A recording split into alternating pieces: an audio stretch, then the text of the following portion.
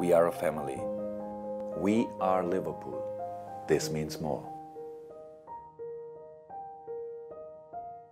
홀란드는 맨시티로 이적, 음바페는 파리 생제르맹 잔류. 지난 여름을 흔들었던 포워드 대란은 끝이 났고 내년 여름을 뒤흔들 미드필더 대란이 시작될 것입니다. 주드 벨링엄 쟁탈전. 03년생의 완성형 미드필더 4번, 6번, 8번, 10번. 미드필더로서 뛸 수 있는 모든 자리에서 포지션 소화가 가능한 데다가 실력적으로도 완성형이라는 평가를 듣는 어마무시한 선수. 이적료는 최소 1,500억부터 시작되는 초특급 미드필더가 다음 여름에 풀립니다. 여전히 도르트문트와의 계약은 2025년까지 남아있지만 당장 급한 팀들이 수두룩하며 도르트문트 입장에서도 급한 구단들의 경쟁이 극한으로 올라왔을 때 이때 그를 판매해야 더 높은 금액을 받을 수 있다 보니 내년 여름 벨링엄이 독일을 떠나는 것은 기정사실화라고 볼 수 있습니다. 특히나 리버풀은 벨링엄에게 올인하고자 추아메니를 놓치고도 애매한 금액을 투자해가며 미드필더 자리 보강을 하지 않았습니다. 만약 벨링엄을 놓치게 된다면 이에 따른 리스크가 상당하다는 것을 인지하고 있음에도 무리한 보강이 아닌 내년을 위한 도전을 택했습니다. 팬들의 의견을 보면 아무리 벨링엄이 대단하다고 한들 지나치게 높은 금액이 아니냐, 이렇게 리스크를 두면서 데려올 필요가 있느냐, 벨링엄 한 명으로 리버풀 미드진이 달라질 상황이 아니다, 얘가 얼마나 큰 영향을 미칠 수 있겠냐, 벨링엄의 실력에 대해서 의심을 품는 팬들은 적지만 최소 1,500억 이상의 이적료를 감내해야 하는 위험성에 대한 걱정이 많은 상황입니다. 그렇다면 현재 벨링엄은 어느 팀으로의 이적 확률이 높은지, 리버풀 팬들은 왜 이리 벨링엄에게 기대하고 설레고 있는지 가볍게 살펴보도록 하겠습니다.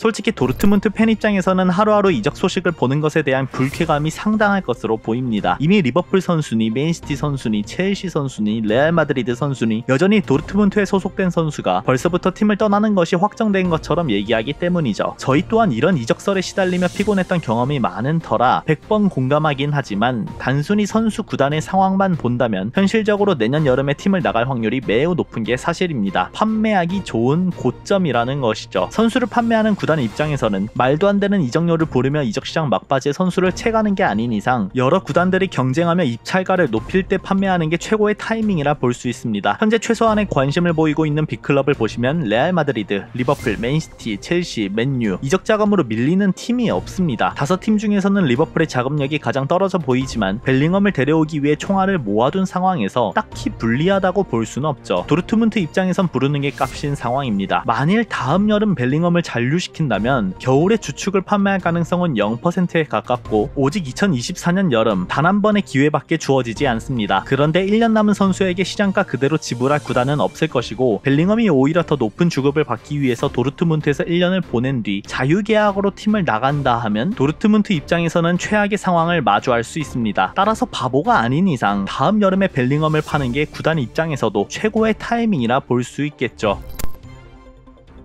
홀란드가 구단을 고르듯 벨링엄도 자신이 원하는 구단을 고를 수 있습니다. 잉글랜드 혹은 스페인. 첫 번째로 레알 마드리드와의 상황을 보시면 레알 마드리드 입장에서 벨링엄을 데려오겠다 마음을 먹은 것은 벨링엄의 가치가 얼마나 큰지 알 수 있는 대목입니다. 이는 다른 이유 필요 없이 논 EU 쿼터를 벨링엄에게 투자한다는 것에 있습니다. 논 EU 규정이 무엇인가? 라리가는 유럽연합 이외의 국적을 보유하고 있는 선수를 5명까지만 1군 스쿼드에 등록할 수 있습니다. 5명까지 스쿼드에 등록할 수 있을 뿐 리그 경기 시에 선발 벤치 명단을 포함하여 총 3명의 논-EU 선수만 경기에 출전할 수 있습니다. 이중 국적 보유자들 중 EU로 인정받는 국적이 포함되어 있다면 이 규정을 적용받지 않습니다. 하지만 벨링엄은 브렉시트의 영향을 받아 유럽 선수임에도 논-EU 쿼터에 포함됩니다. 현재 레알 마드리드는 논-EU 쿼터에서 호드리구, 밀리탕을 제외한 한 자리가 남은 상황으로 벨링엄이 들어갈 수 있는 공간은 마련되어 있습니다. 심지어 호드리구, 밀리탕 또한 조만간 시민권을 따낼 전망이라서 자리는 문제가 없습니다. 그렇지만 벨링엄이 한 자리를 차지한다는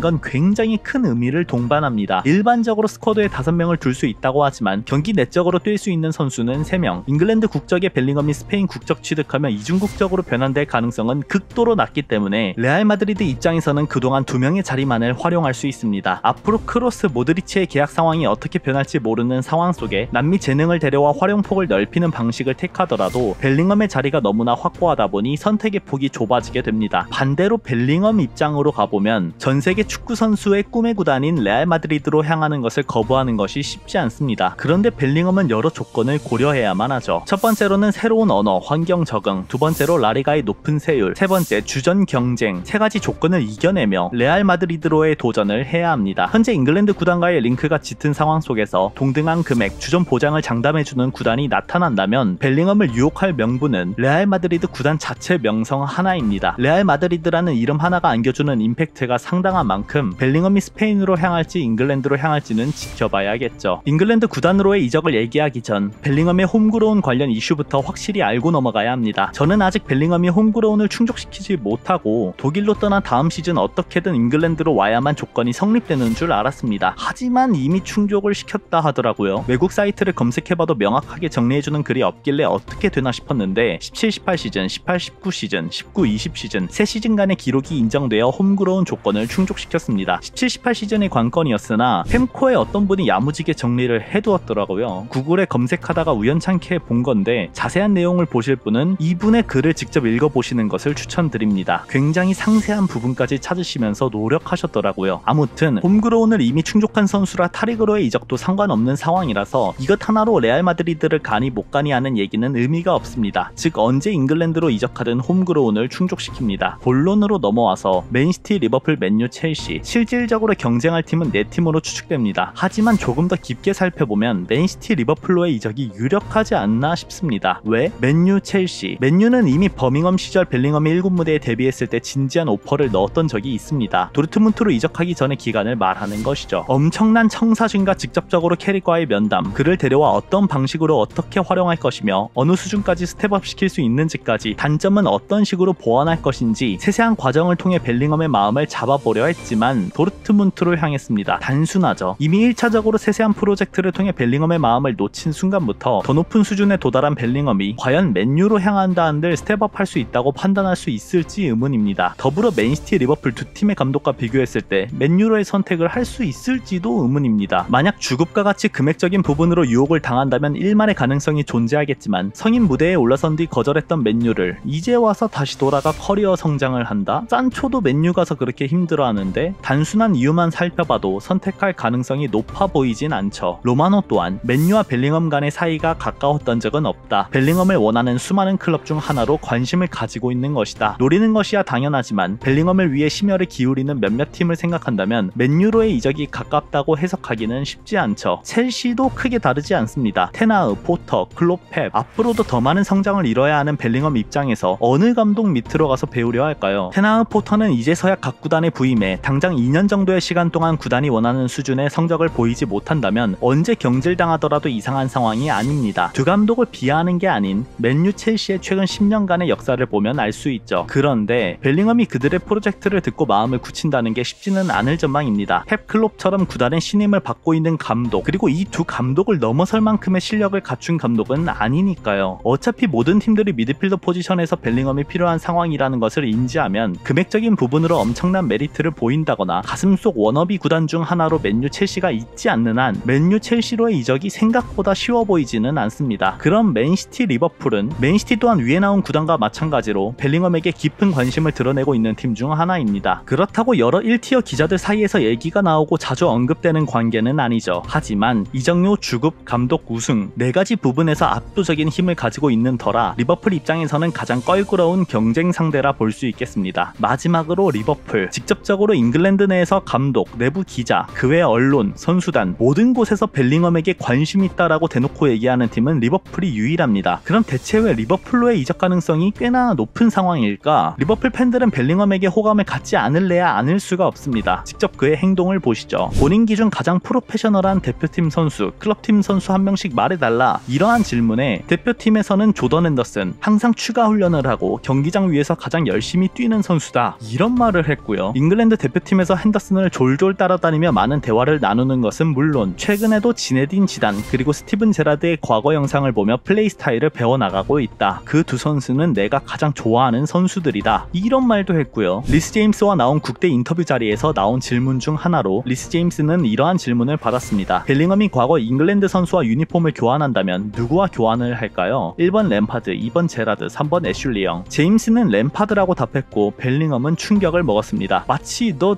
내가 제라드 좋아하는 거 몰라? 이런 표정을 지었죠. 이제는 제라드가 벨링엄에게 언급한 내용을 보면 지난 5월 인터뷰를 통해 현재 세계 최고의 미드필더 6명을 뽑아주세요 라는 질문에서 첫 번째 선수로 벨링엄을 언급했습니다. 와우, 여러모로 그냥 리버풀 팬들이 두근두근 거리면서 기대할 만한 소스밖에 없습니다. 다 모아놓은 것도 맞아요. 타 팀 팬들 입장에선 짜증날 만도 하겠지만 리버풀의 영원한 주장인 제라드, 리빙 레전드 핸더슨, 두 선수를 따라다니고 존경하는 벨링엄이 리버풀로 오길 바랄 수밖에 없습니다. 이거 뭐 썸 타는 것도 아니고 마음이 있는 듯 없는 듯 줄타기를 하는데 정신이 나갈 수밖에 없습니다. 만약 벨링엄이 리버풀로 오게 된다면 당장 주전 자리는 물론 아놀드에 이어 추후 주장 자리도 겸할 수 있고 제라드의 8번도 달 수 있고 클롭도 만나고 벨링엄 위주로 미드필더 라인 구성해줄 거고, 벨링엄이 리버풀로 오면 그냥 축구만 잘하면 됩니다. 왕으로 모셔줄 구단이니까요. 얼마나 리버풀이 급하고 뭔가 계획을 짜둔 게 분명하다 느끼냐면 실제로 선수에 대해 공식적인 언급을 피하는 리버풀이 벨링엄 관심 있는 선수에 대한 언급을 하지 않는 클롭이 이적 시장이 열려있던 지난 여름 기자회견장에서 벨링엄 그는 현재 시장에 나와 있는 선수가 아닙니다. 그것이 벨링엄의 유일한 문제죠. 대놓고 그린라이트를 보낸 것부터 리버풀 팬들은 얘네 뭐 있는 거 아냐? 라는 생각을 할 수밖에 없습니다. 리버풀은 이런 구단이 아니거든요. 반다이크 이후로 꽁꽁 숨기기로 유명한 구단이 이렇게까지?